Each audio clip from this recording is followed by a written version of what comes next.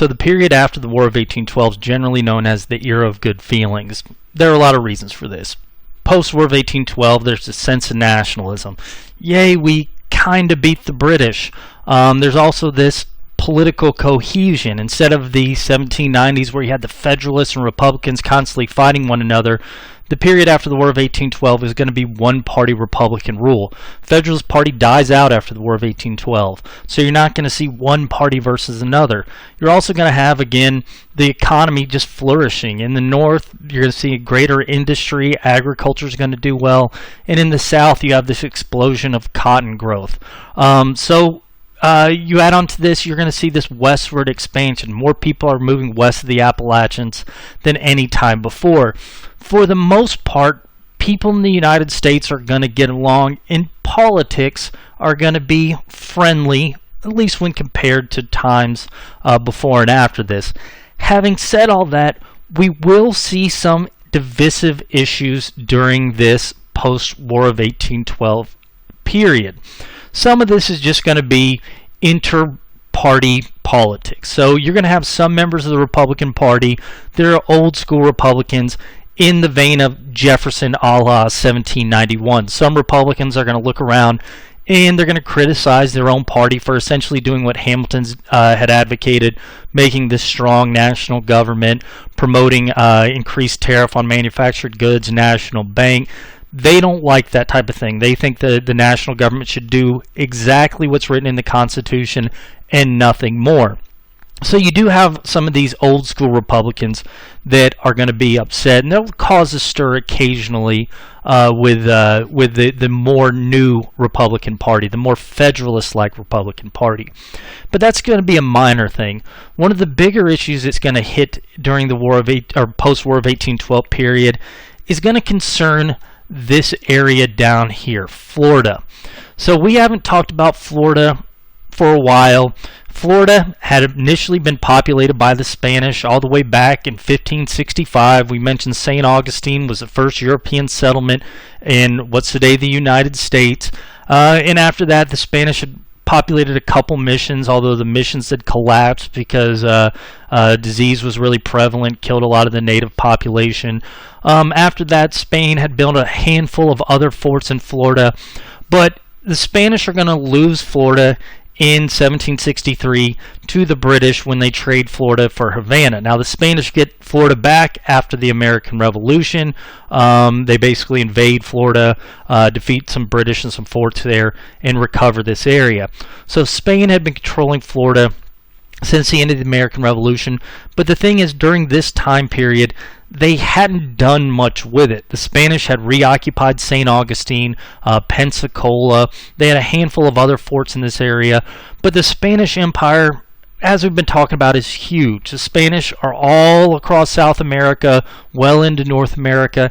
They didn't have a lot of time, attention, resources to devote to Florida, so the population of Spanish Florida is, off the top of my head, probably a couple thousand soldiers, maybe not even 2,000 soldiers. Not very many people.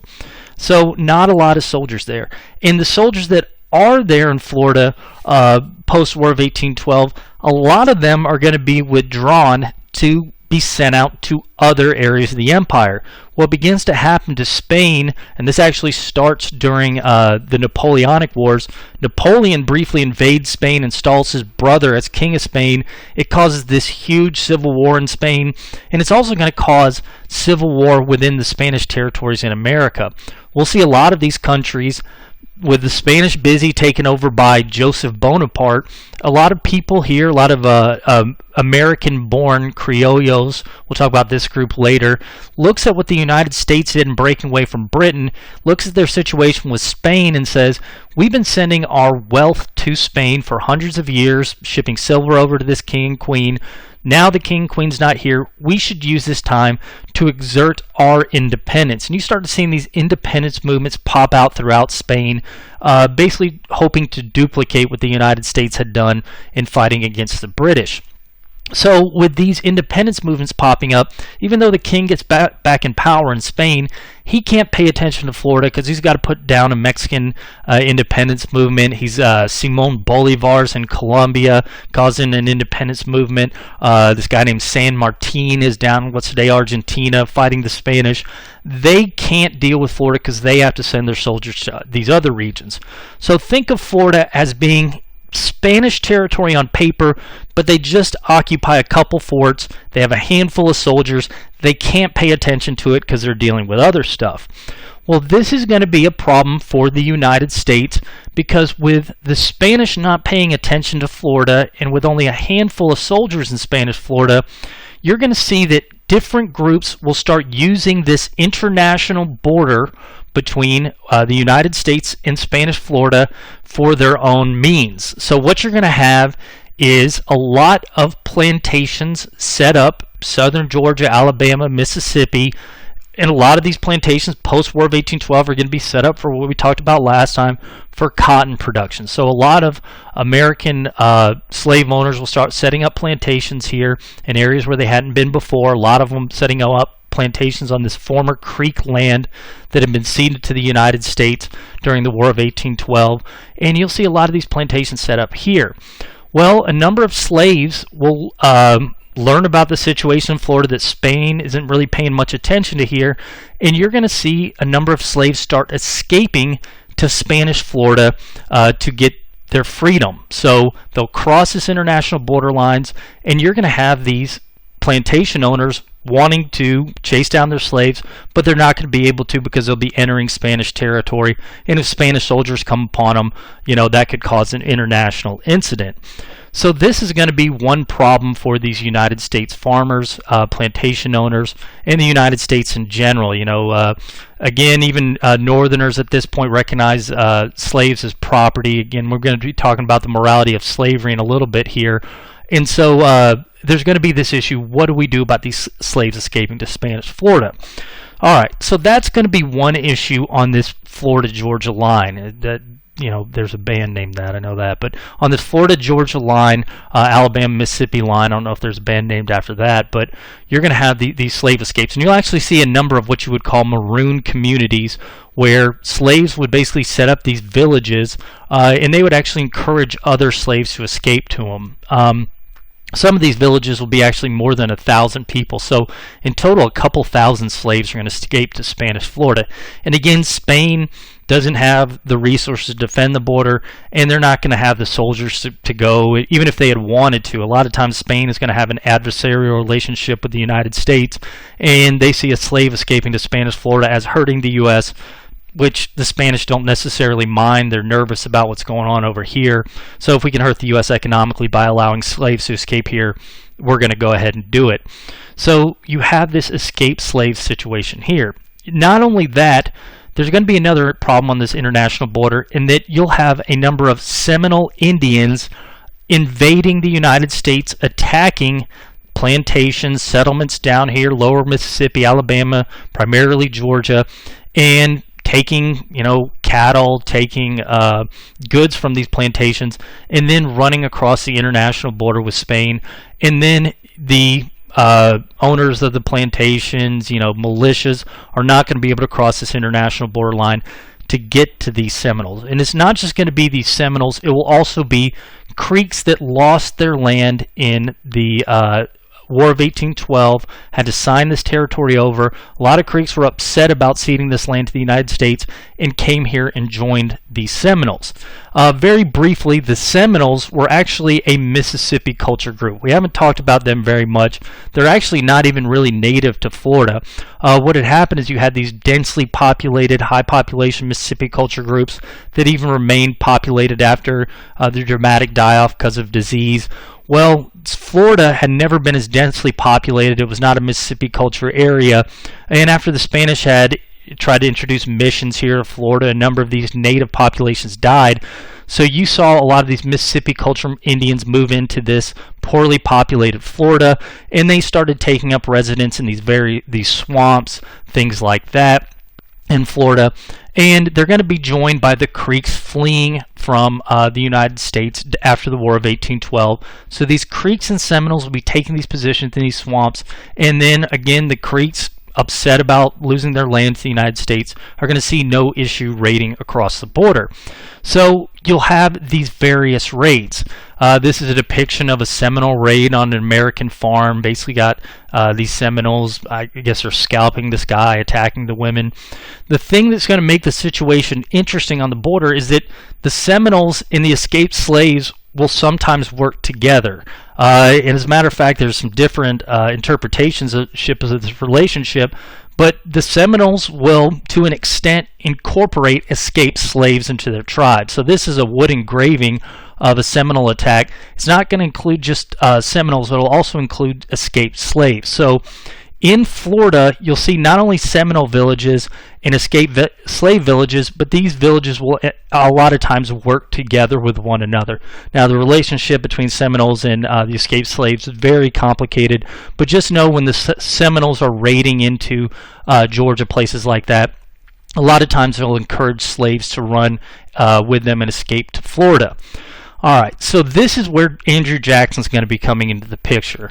Last time we talked about Jackson was his victory at the Battle of New Orleans. Again, with just a ragtag group, he'd managed to defeat 11,000 British soldiers after the War of 1812. Didn't change anything on paper, but he kind of gave the United States a sense of nationalism, and a lot of Americans are going to end the War of 1812 thinking the U.S. is victorious, because the last thing they hear about is Jackson's victory over the British. So Jackson is this hero. He had started out the war as a member of the Tennessee militia, but he'd been commissioned into the U.S. Army as an officer, and he's going to stay in the Army after the War of 1812. Well, after leaving New Orleans, Jackson will be assigned to this border, this Georgia-Florida border, and he's going to be assigned to stop these Seminole attacks and try to prevent slaves from escaping to Florida. So he's going to take a number of soldiers, he's going to establish his fort, he's going to call this Jackson's Fort, again on the Florida-Georgia line. So the U.S. Army will be here. Well, they're going to have problems stopping the Seminole raids and the slave escapes, because this is a huge distance. This is a long way, and you just have a couple soldiers. It's not enough to defend this border or protect it from Seminoles. So Jackson thinks that one of the biggest issues is that there are these open settlements of former slaves in Spanish Florida. In particular, he looks and he's going to see this one former slave town called Negro Fort. This is actually a former British fort when the British had occupied this from the 7 Years' War into the American Revolution. They'd established a fort here. They'd abandoned the fort after the American Revolution, and these escaped slaves had taken the fort and basically turned it into their own town. So they had their town, 1,000 people, women, children who had escaped from plantations in the United States, established crops, things like that. And presence of these 1,000 or so escaped slaves is going to encourage any slaves that are on the border of Spanish Florida. All I've got to do is escape over here, my aunt, nephew, whoever lives over here, and I can get to freedom. Well, Jackson thinks the presence of, again, this Negro Fort is going to encourage slaves to run away. So Jackson wants to destroy Negro Fort, but he knows that if he invades, this is going to cause an international incident. Spain probably can't stop him because they don't have many soldiers, but he knows that his superiors in the U.S. government are going to get upset with him. So what he's going to decide to do is basically force the inhabitants of Negro Fort into attacking him. What Jackson will do in 1816 is he is going to send some 250 men on a boat up this river here. The Negro Fort is right on this river, and he's going to send this boat up here with the supposed mission of resupplying Andrew Jackson and the soldiers he has here at Jackson's Fort. As we've talked about before, Spain had signed this treaty saying that United States merchants could use its rivers, so Americans can go up and down the rivers as long as they don't get off, so they can go down the Mississippi, they can go, down Mississippi's controlled by the United States now, but these rivers through Spanish territory, as long as you go through here and you're not actually getting off on land, that's fine by treaty with Spain. So Jackson's going to send some 250 men and a gunboat with the mission to resupply Jackson's Fort. But that's not their real mission. Their real mission is they're going to be there to try to coax the inhabitants of Negro Fort into attacking their ship. So what happens in July 1816 is these gunboats will come up this river, and they're going to basically park right outside of Negro Fort. So they park right about here, and the inhabitants are going to see these gunboats sitting right by their town. So if you're here, maybe you escaped from the United States a couple years before, you're constantly worried that your former owner is going to be coming for you, maybe the U.S. Army is going to be coming for you. This seems to be confirmation. So these gunboats park right here on the river, and what you're going to see is the inhabitants of Negro Fort, they're going to send away women, children, things like that, but they're going to decide we've got to be proactive. We can't let these guys destroy our town. We've got to fight for what's ours. So they're going to open fire on the gunboats. Jackson had planned this. Basically, he had decided to just park the boats right there, and in order to encourage the inhabitants of Negro Fort to fire on them. Once they did, Jackson can now say to the Spanish government, my men were just defending themselves. And so the gunboats will now open fire on Negro Fort. This battle of Negro Fort, I wish I could say it was a pretty glorious battle, but unfortunately it's not. What's going to happen is one of the gunboats will fire this explosive cannonball into the fort. It just so happens to hit the ammunition cache of the inhabitants of the Negro Fort, and it will end up exploding, lighting the fort on fire, and killing a number of the inhabitants, and making it very easy for the Americans to destroy the fort. So Jackson manages to get rid of this escaped slave village without upsetting the Spanish. But even with Negro Fort gone, the slave escapes are going to continue 1817 into 1818, and the Seminole attacks will continue along the border. So by 1818, Jackson, he's moved his fort, but he still can't stop these escaped slaves. He still can't stop the Seminoles from raiding into the United States. He's going to decide, I've got to do something else. I can't just let this continue to happen. The Spanish aren't doing anything about it. So in 1818, Jackson's going to decide to just invade Spanish Florida. Now, there's some debate over whether he gets permission from James Monroe to do this. We don't think he does. Again, there's some debate, but he's just probably going to take this upon himself. He gets 4,000 local militiamen, some American soldiers, some Creek Indians who are friendly United States, want to show they're not like the Creeks and Seminoles down here. They're going to join him, and Jackson will invade Spanish Florida. Again, he's just basically going to say, I don't care if this causes an international incident. I want to end this Seminole and slave problem. So Jackson will invade Spanish Florida. He crosses into this area, and he's going to start marching around, destroying any Seminole village he comes across, destroying escaped slave villages he can, and he's going to spend months in Spanish Florida, basically from moving from one place to another. At one point, he even marches into one of the few towns in Spanish Florida. He marches into Pensacola. He's going to find two British officers there.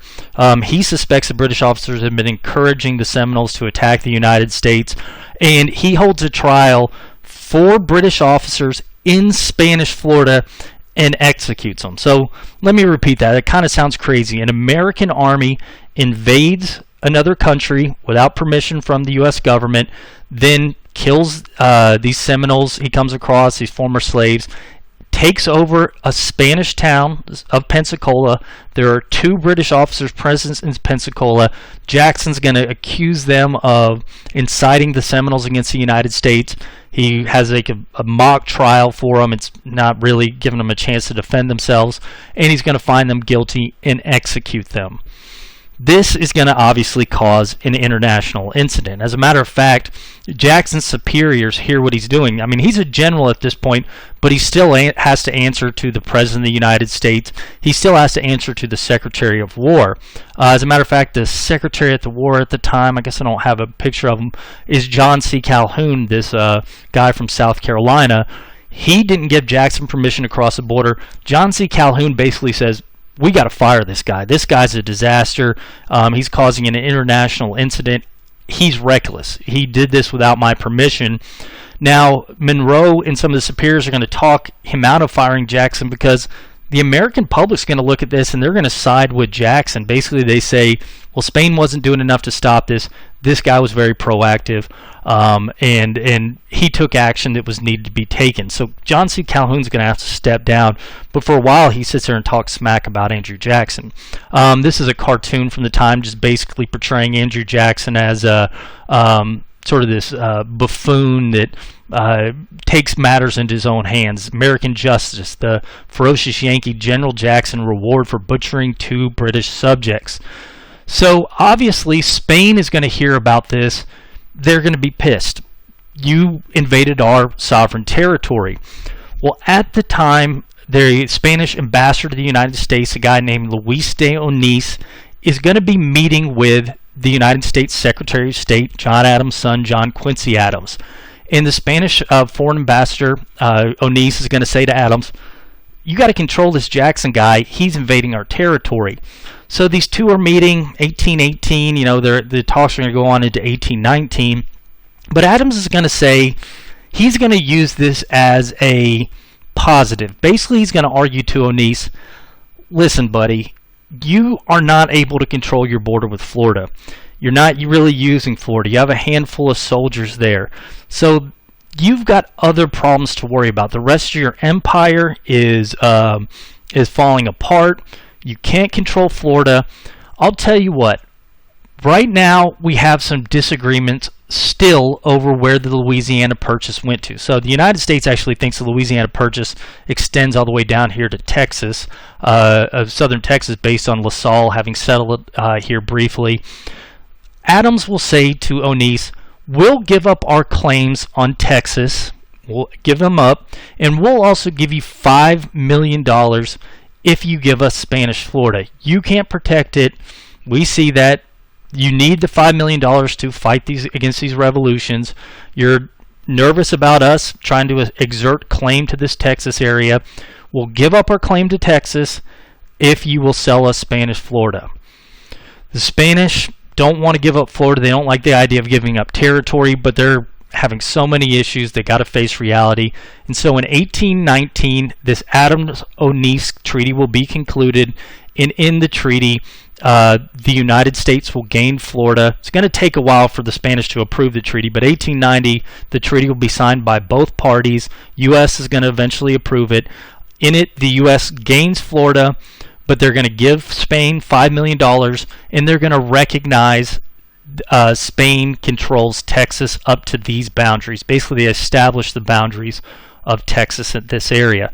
So you don't have to worry about Florida anymore, and we promise we're not going to attack you in this region. So the Spanish, this will end up being resolved in a way that's positive to the United States. All right, so this is one issue that's going to face the U.S. and one thing that's going to cause some concern, because again, some people think Jackson is foolhardy. Other people say, hey, he ended up getting us Florida. Another issue that's going to cause contention in this era of good feelings is going to concern the new national bank. So while the national bank passed both houses of Congress, it was signed into law by Madison, and it's going to go into effect in 1817 for a 20-year period. We're going to see there's still a lot of people that don't like the national bank. A lot of the old line Republicans didn't like it the first time. They're not like these new school Republicans that are on board the national bank.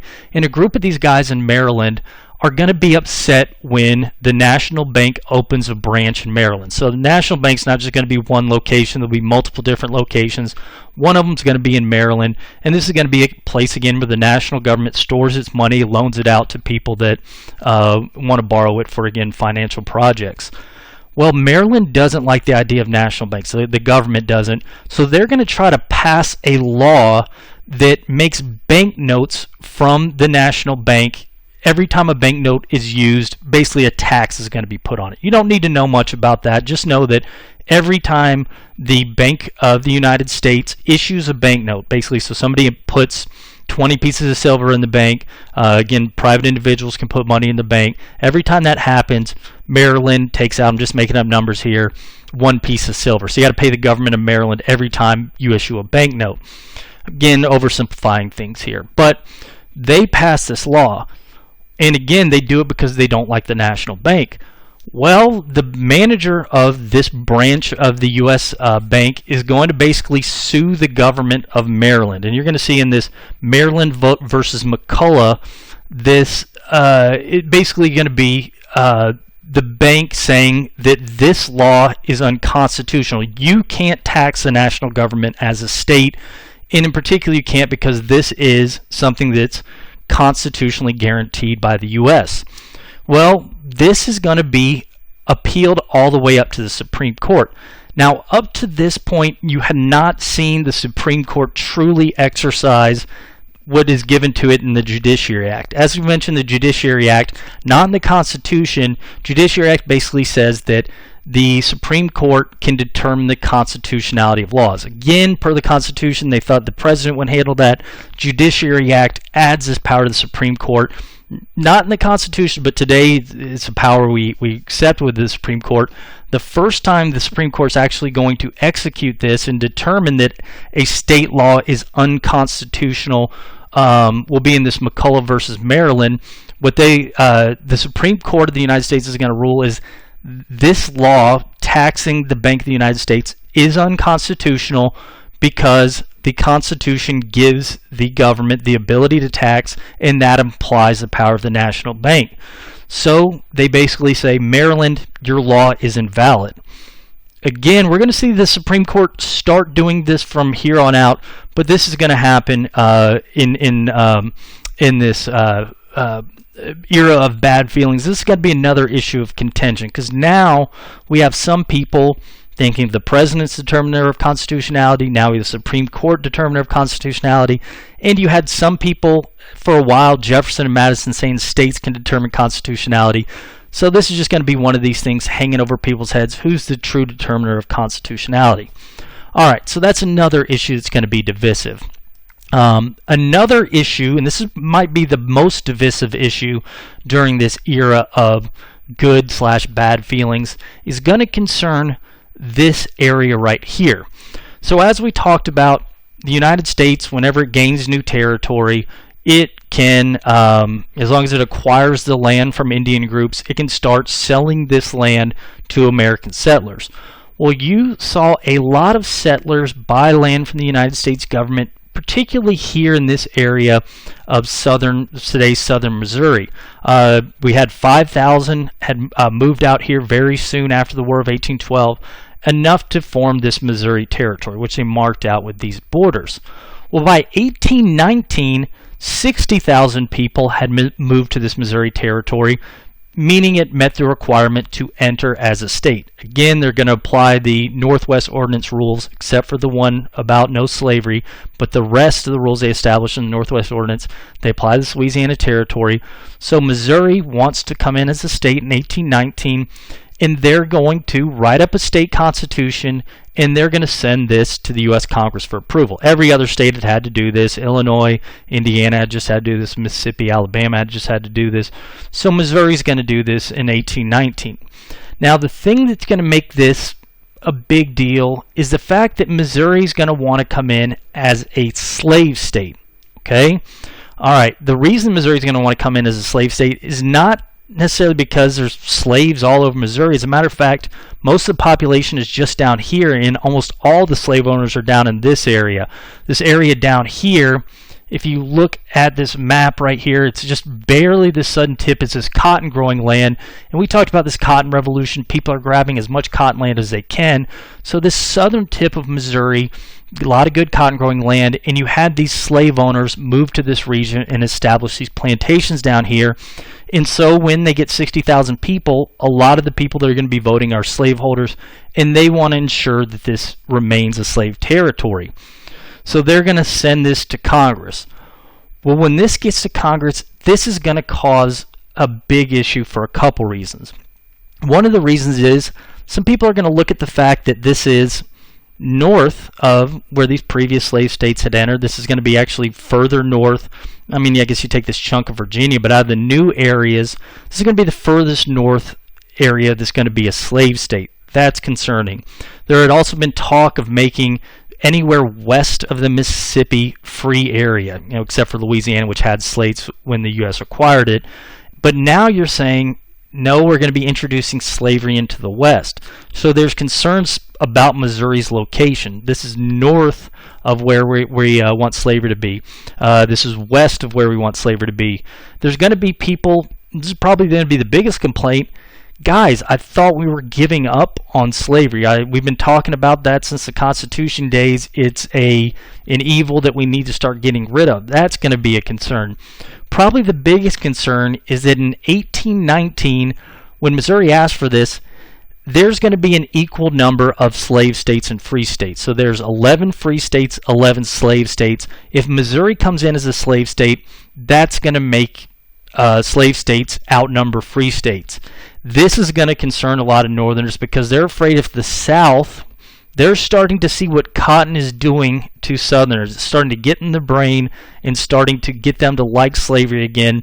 And some of the Northerners are going to be concerned that maybe they'll pass laws to re-legalize slavery up here, or maybe they're going to use the national government, now that they control the Senate, to start passing laws to push slavery up here, which is going to be concerning to a lot of Northerners, especially this new generation that have been raised not having to compete with slaves. So some people are going to be concerned that this is going to upset this free state slave state balance. One of those who's going to be concerned is this guy, James Talmadge. James Talmadge, he is a northern congressman.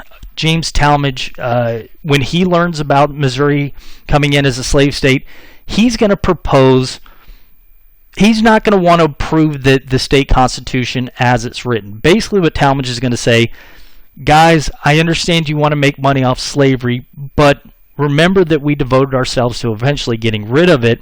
So what he's going to say is that, why don't we propose this? You can come in as a slave state. And when you come in as a slave state, everybody who's in Missouri currently, all slaves that are currently in Missouri, will stay slaves. Everybody who currently owns slaves will keep those slaves for life. And those slaves will remain slaves for life. So if you own a slave, you can pass that slave down to your children. He's going to stay enslaved for life. But what Talmadge will say is that to sort of go along with this idea of eventually getting rid of slavery, why don't we say all children born to slaves will get their freedom at the age of 25? And Talmadge is going to argue this will help you pay for raising the slave. So basically a slave child, is not going to be able to work for a couple years, but start working 11, 12 years old. By the time 25, they paid for any cost for their upbringing. Then they become free at 25. So you're going to make a profit, every slaveholder in Missouri. Your children are probably going to be fine because you're going to pass slaves down to them. And the children of these slaves, it's not like we're going to free them immediately. You're going to get some profit back from them because they're not going to be released till 25. And this will keep to our promise of slowly getting rid of slavery. So Talmadge will propose this amendment in Congress before Congress approves Missouri entering as a state. There's going to be this huge debate. Well, when Talmadge introduces this, southern states are going to react very differently than they had before. And by the way, this is the first time this is going to be a big issue because when these states had entered the Union, Indiana entered the same time as Mississippi, Illinois, same time as Alabama. There's no equivalent northern state that's ready to enter as a state at the same time in Missouri. So it's not like you can immediately just keep the balance. So when Talmadge mentions this amendment, he's not expecting the reaction he's going to get. He doesn't realize that cotton and slavery have gotten into the Southerners' brains, and his reaction that he's going to get is going to be visceral. Basically, Southerners see this as an attack on slavery, which they're now viewing as an attack on themselves. The politicians that are in charge aren't the ones that were in charge in the American Revolution. These are guys like John C. Calhoun, who have been made everything they had by being wealthy because of slavery. They're in the position they can to serve in government because of slavery. And they see Talmadge as saying, if you want to get rid of slavery, that says it's wrong. You're calling me morally wrong. You're attacking me. And so Talmadge isn't expecting this visceral reaction, but he's going to get one. As a matter of fact, Missouri sees it as such an attack. They're going to withdraw asking for entry into the Union. They just basically withdraw their state constitution and say, we don't even want to vote on it if this is going to be something that is attached to it. So you're going to start to see this first major argument over slavery here in 1819. Well, what do we do here? Northerners don't want to back down because they don't want to be outnumbered by slave states. Southerners are now viewing, though at least the Southerners who empower these slave owners are viewing this as a moral attack on them, saying they're morally wrong by supporting slavery. So how can we solve this thing? Well, in the midst of this Missouri crisis will enter Henry Clay. Henry Clay, Speaker of the House, he's going to come along and he's going to offer a compromise. Henry Clay consistently is going to come up with compromises to one crisis after another in the U.S., a lot of crises that have to deal with slavery. You can view Henry Clay as helping to preserve the Union. You can also view what Clay continues to do as sort of kicking the slavery can down the road for future generations to handle. But what Clay is going to do is he's going to come up with a political compromise to what's a moral issue. Slavery is a moral issue. Either slavery's right or it's wrong. There's not any gray thing in between. You're either wrong for keeping other human beings as property or you're in the right. And if you fall on one side or the other, you're going to think you're in the moral right. Well, Henry Clay's not, the only way you can basically answer moral questions is through blood, or at least in the long term. But Henry Clay, he's a politician. He wants to try to answer it with political compromise. So what he's going to say, 1819, is, all right, how about this? Northerners, you're concerned about this free state, slave state balance. So how about this? When Missouri comes in as a state, why don't we also bring this area in as a state? So this area that's today Maine had always been controlled by Massachusetts. This is kind of weird relationship they had, but this had always been part of Massachusetts. But by 1819, almost 60,000 people are living in this region. It's almost enough to become its own state. So Henry Clay is going to say to Massachusetts, why don't you give up your claim to this region, allow this Maine to come in as a free state. There are no slaves up here, or very few up here, or actually none by this point up here. So it's going to come in as a free state. Missouri will come in as a slave state. So we're going to maintain this balance in the Senate. Slave states won't be able to outnumber free states, vote in slavery through the Union, and free states aren't going to be able to vote out slavery. You're going to maintain this free state, slave state balance. So that's going to be one part of the Missouri Compromise. Clay's going to come up with another compromise saying, from this point forward, we're going to have this Missouri Compromise line. It's not the same as a Mason-Dixon line. It's actually kind of close. But from this point forward, we will allow Missouri to come in as a slave state, but everything else after this, so Arkansas and whatever we do with this area, we'll talk about that later, but everything else after this is going to be a slave state. So everything south of this line, this Missouri Compromise line, will enter in as a slave state. Everything that comes above this line will enter as a free state. So at this time period, you're just thinking Arkansas and Oklahoma, but a lot of people are looking what's happening to Spain and think maybe eventually we're going to take this region. So anything we take from Spain above this area will be free. Everything below will be slave. So we'll compromise here. So a lot of Southerners basically view if slavery can't expand, it's going to be eliminated. So this is going to allow you to have some leeway for slavery's expansion. So this is going to be his compromise. Basically, have Maine come in the same time as Missouri, and we'll have established this Missouri Compromise line. Both the North and the South will accept this. They're going to do this. Maine will come in. Missouri's going to come in shortly thereafter, and they're both going to agree to maintain this Missouri Compromise line into the future. So Clay will come up with this compromise over slavery. Again, this is going to be the first of many. We're going to see Henry Clay be personally involved in a lot of them. But again, it's a compromise over a moral issue.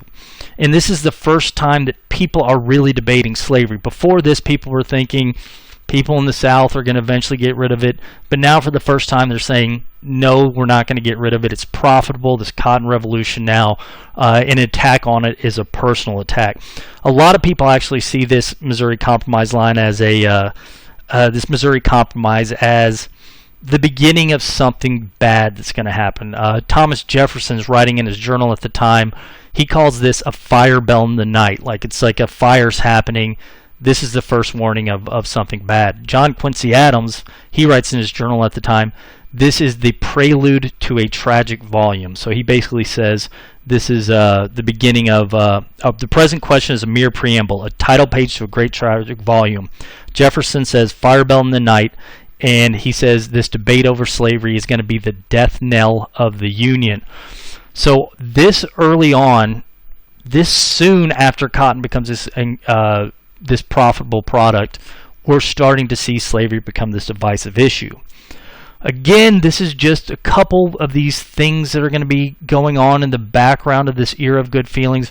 But for the most part, there is compromise agreement during this time period in politics. So you do have some disagreements, but for the most part, there's compromise. And as we mentioned, it's a period of one-party rule. Well, 1824, James Monroe, he serves first term as president, gets reelected 1820. He's going to serve a second term. 1824, James Monroe, do you want to run for a third term? Monroe's going to decide, no, I'm going to stick to what Madison, Jefferson, and Washington did.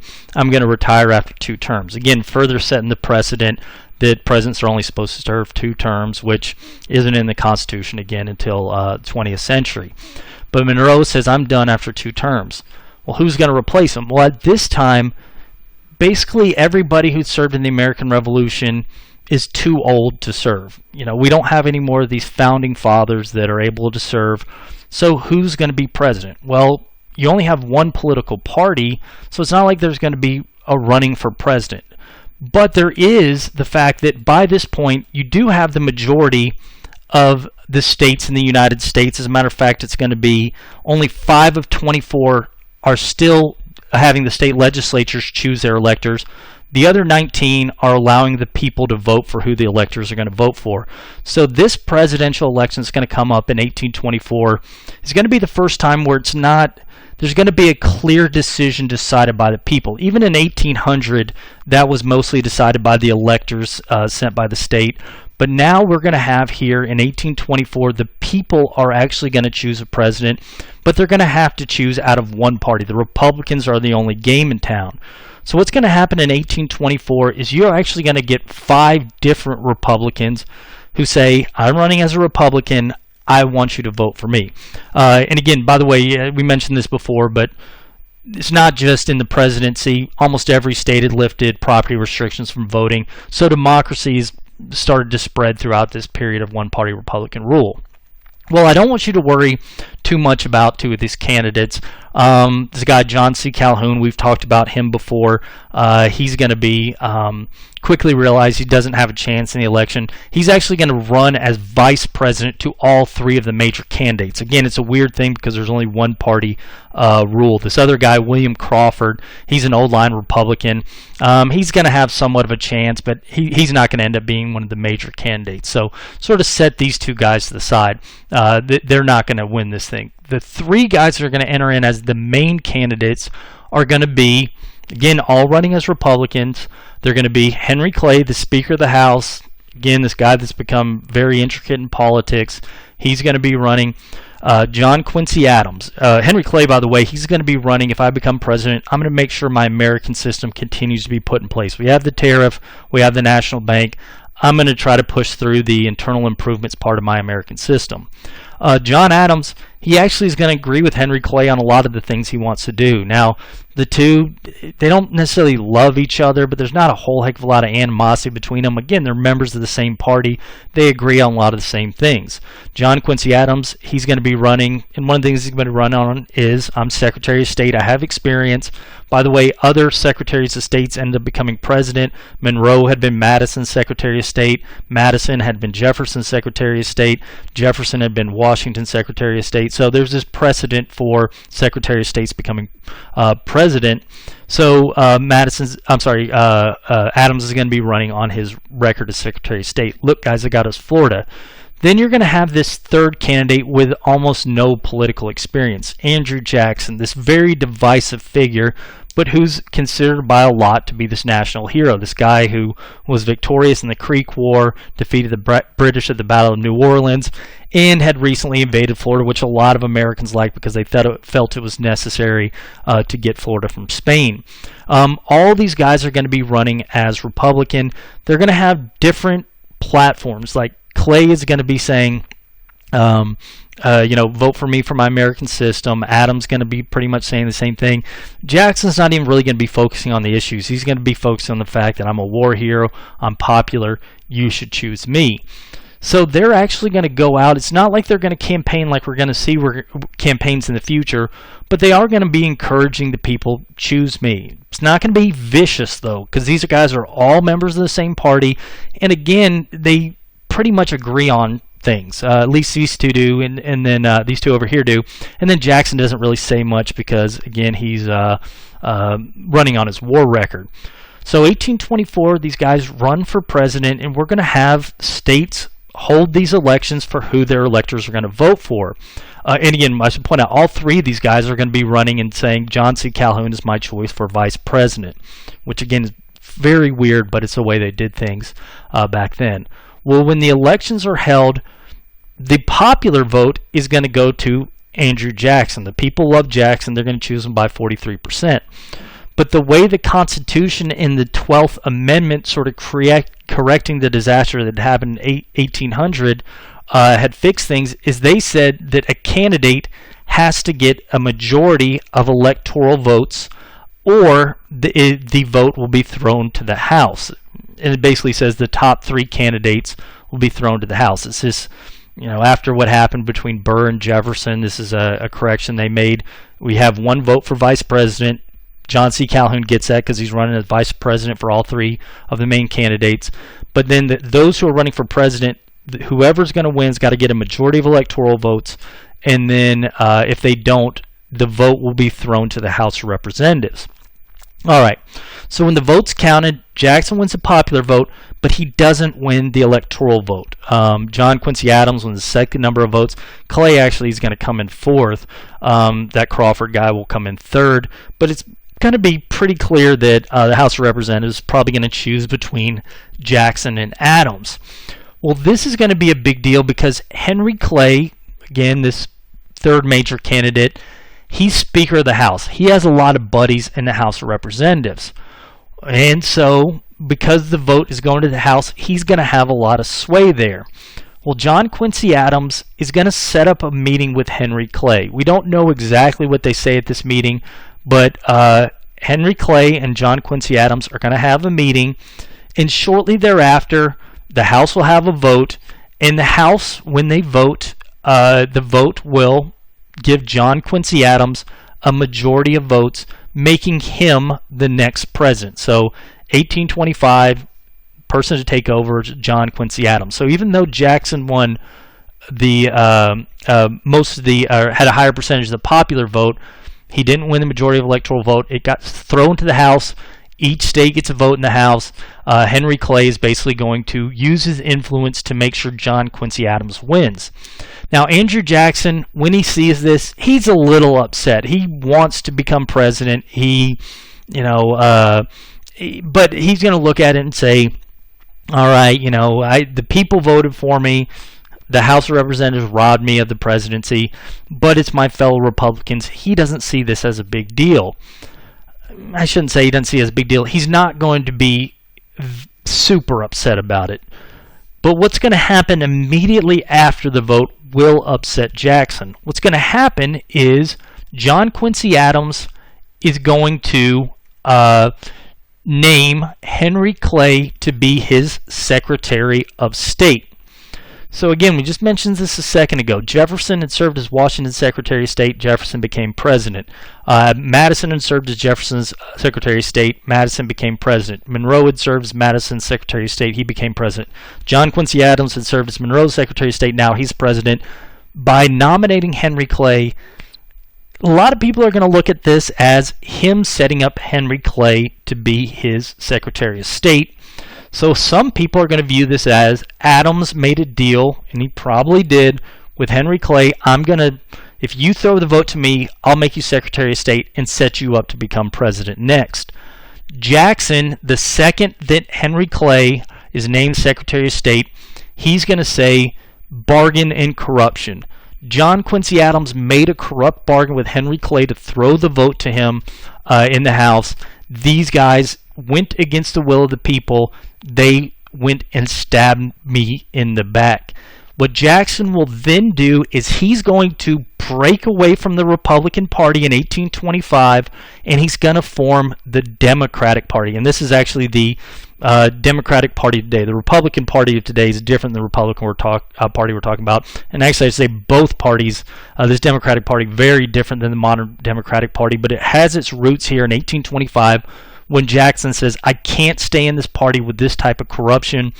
And he's going to break off, form this Democratic Party, and he's going to start recruiting other Republicans to act against John Quincy Adams and Henry Clay.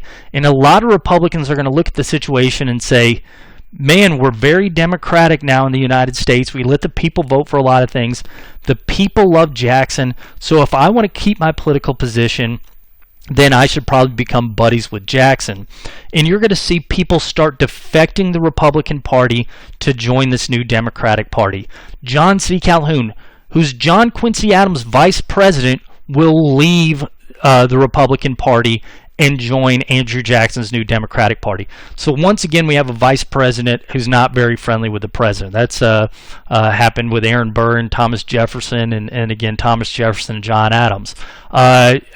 Andrew Jackson's going to call on this guy, Martin Van Buren. Martin Van Buren and Andrew Jackson couldn't be more different. Martin Van Buren, no military experience, small guy from New York.